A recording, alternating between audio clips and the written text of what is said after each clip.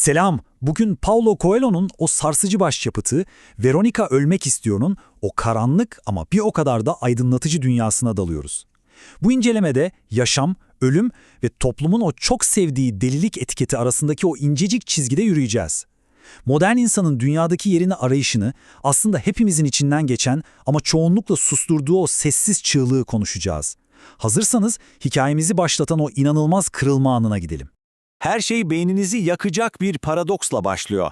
Ya ölme isteği dayanılmaz bir hüznün değil de yarının o boğucu tahmin edilebilirliğinin bir sonucuysa? Düşünsenize, 11 Kasım 1997, Veronica o gün hayatına son vermeye karar veriyor. Ama onu bu noktaya iten şey klinik bir depresyon, derin bir acı falan değil. Tam tersine hayatı korkunç derecede, hatta mide bulandırıcı bir şekilde normal. İşte asıl trajedi tam burada patlak veriyor. Veronica'nın intihar arayışı mutsuzluktan değil, o sonsuz tekdüze rutinden kaynaklanıyor. Her şeyin ama her şeyin hep aynı kaldığı bir düzende nefes almaya devam etmek, ona göre zaten en başından kaybedilmiş bir savaş. Karşımızda henüz 24 yaşında bir kadın var. Gençliğin sunabileceği hemen hemen her şeyi yaşamış, iyi bir işi, sevgilileri olmuş. Dışarıdan baksanız daha ne ister ki dersiniz, değil mi? Ama o kusursuz tablonun arkasında devasa bir varoluşsal kriz saklı. Veronica, geleceğe baktığında umut falan görmüyor. Sadece yaşlılığın o geri dönülemez yıkımını, hastalıkları ve dünyanın adaletsizlikleri karşısında elimizden hiçbir şey gelmemesinin o acı verici çaresizliğini görüyor. İşte bu edilgen hayatın tam ortasında kendi ölümüne karar vermek, kendi iradesiyle kontrol edebildiği tek gerçek eylem, adeta varoluşsal bir başkaldırı çığlığı haline geliyor. Onun bu eylemi kendi içinden nasıl haklı çıkardığına bakmak gerçekten çok ilginç. Zihninden tam olarak şu geçiyor: eğer Tanrı varsa bu dünyayı erkenden terk etmeyi seçenlere karşı kesinlikle cömert davranacaktır. Hatta bizi burada vakit harcamayı zorladığı için özür bile dileyebilir. İnanılmaz bir bakış açısı, öyle değil mi? Veronica'nın gözünden baktığımızda intihar bir pes ediş falan değil. Tam tersine kusurlu bir dünyaya, anlamsız savaşlara körü körüne itaat etmeyi reddeden nihai bir özgürlük arayışı. Toplumun ve dinin kurallarına karşı atılmış dev bir tokat. Kendi canı üzerinden Tanrı ve özgür irade arasındaki sınırları yeniden çizme çabası bu. Fakat işler pek de planladığı gibi gitmiyor. Veronica ölümü beklerken gözlerini cennette değil, Slovenya'nın o meşhur akıl hastanesi Villette açıyor. Burası öyle sıradan, iyileştirici bir mekan falan değil. Tam anlamıyla toplumsal çürümenin ve sistemin bireyi normalleştirme ya da daha doğrusu sindirme çabasının buz gibi bir simgesi. O çok kaçmak istediği normal dünya var ya, işte Veronica şimdi o dünyanın kurumsal bir yapı altında en baskıcı, en acımasız haliyle yüzleşmek zorunda. Toplumun o otoriter yüzü resmen bu hastanenin taş duvarlarında vücut bulmuş durumda. Milletin iç yüzüne biraz daha yakından baktığımızda tablo daha da kararıyor. Burası gerçekten iyileşme arayan masum bir klinik falan değil.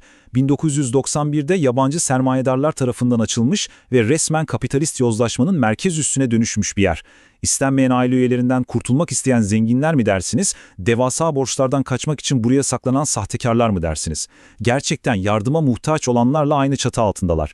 Bu yapı, dış dünyanın o korkunç ikiyüzlülüğünü ve farklı olanı nasıl bir çöp gibi kenara ittiğini mükemmel özetliyor. Sistemin daracık kalıplarına uymuyor musun? Hop, doğruca bu görünmez hapishaneye. Şimdi işin en vurucu kısmına geliyoruz. Tüm bu anlattıklarımız sadece parlak bir kurgudan ibaret değil. Yazarımız Paulo Coelho, o soğuk tımarhane koridorlarını, doktorla hasta arasındaki o tuhaf üstlenci gerilimi bizzat kendi hayatından çok ama çok iyi biliyor. Neden mi? Çünkü ailesi onun bir sanatçı olma tutkusunu toplum dışına itirip sefalet içinde öleceği korkusuyla düpedüz bir dirilik olarak etiketlemiş. İnanabiliyor musunuz? Sırf yazar olmak istediği için, alışılmışın dışında davrandığı için 60'lı yıllarda tam 3 kez, evet 3 kez zorla akıl hastanesine kapatılmış. Yani yazar aslında bize kendi yaşadığı o otoriter dışlanmayı, toplumun farklı olanı hemen hapset zihniyetini Veronica üzerinden haykırıyor. İşte tüm bu sarsıcı hikaye dönüp dolaşıp o en can alıcı felsefi soruyu kucağımıza bırakıyor. Gerçekte delilik dediğimiz şey ne? Bizi deli yapan şey tam olarak nedir? Toplumun bizim için çizdiği o görünmez, tamamen yapay sınırların dışına çıkmak mı? Yoksa asıl delilik herkesin birbirinin kopyası olduğu, tamamen anlamsız bir rutini her gün hiçbir şeyi sorgulamadan tekrar tekrar yaşamak mı? Yaşamın anlamsızlığıyla delilik arasındaki o incecik çizgiyi ve gerçekliğimize aslında kimin belirlediğini sorgulamanın tam vakti. Hastanedeki karakterlerden Zetka, deliliği öyle bir tanımlıyor ki üzerine saatlerce düşünebilirsiniz. Diyor ki, delilik fikirlerini iletememe durumudur. Sanki yabancı bir ülkede olmak gibidir. Her şeyi anlarsın ama ne istediğini anlatamazsın. Ve gerçekten inanılmaz bir argüman sunuyor. Düşünün, Einstein, Christoph Kolomb, The Beatles. Bu efsanevi isimlerin hepsi başlangıçta çevreleri tarafından zerre kadar anlaşılamadıkları için kendi dünyalarında toplumun gözünde birer deli olarak yaşadılar. Eğer kendi hayallerinin peşinden koşmak delilikse, belki de bu sistemin baskısından kurtaran muazzam bir kaçış, aşırı bir bireysellik biçimidir. Hikayedeki Doktor Igor karakteri bu saçmalığı çok net özetliyor aslında. Toplumun normal dediği şeylere şöyle bir uzaktan bakın. Mesela daktilo icat edildiğinden beri kimsenin "yahu bu neden böyle" diye sormadan kabullendiği o mantıksız QWERTY klavye düzenine körü körüne uyuyoruz. Ya da boynumuzu sıkan, bizi boğan, hiçbir işe yaramayan renkli bir bez parçasını yani kravatı takmayı saygınlık sayıyoruz. Ama aramızdan biri çıkıp da saat neden sağdan sola dönmüyor derse anında alnına deli damgasını yiyor. Aslında delilik olarak adlandırdığımız şey yargılanma korkusunu bir kenara bırakıp kendi kurallarını yaratma ve o sistemin dayattığı saçmalıkları kökten reddetme cesaretinden başka bir şey değil. Ve bu da bizi Coelho'nun modern insanın o büyük varoluşsal krizine koyduğu o unutulmaz sarsıcı teşhise getiriyor, vitriol, yani acılaşma sendromu. Bu öyle bir şey ki ruhu yavaş yavaş zehirleyen, insanın yaşama arzusunu hatta ölme iradesini bile söküp alan psikolojik bir toksin. Sokakta gördüğümüz o normal dediğimiz insanların çoğu aslında bu görünmez virüsle enfekte olmuş durumda. Güvenlik ve rutin uğruna resmen ruhlarını satmışlar. Fiziksel olarak hayattalar mı? Evet. Nefes alıyorlar mı? Evet. Ama kesinlikle yaşamıyorlar. Bu acılaşma dediğimiz zehir modern ruhu adım adım ele geçiriyor. Nasıl mı? İnsanlar önce acı çekmemek, o kalp kırıklıklarını yaşamamak için çevrelerine devasa duvarlar örüyorlar. Bu duvarlar belki dışarıdan gelen tehditleri engelliyor ama içerideki o potansiyeli, o duygusal gelişimi de tamamen felç ediyor. Nefret, aşk, tutku, merak, bizi biz yapan, bizi insan kılan tüm o derin duygular bastırılıyor. Ve son aşamada her şey otomatik, ruhsuz bir rutine dönüşüyor.